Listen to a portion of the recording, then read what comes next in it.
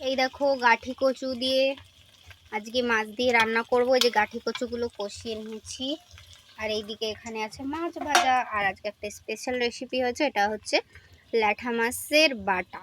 এটার মধ্যে ল্যাঠা মাছগুলো ভালো করে ভেজে, রসুন ভেজে, কাঁচা লঙ্কা ভেজে, তারপরে এগুলো একসাথে পাটায় বেটে নেওয়া হয়েছে। আর নুন হলুদ তো আগেই দেওয়া হয়েছে।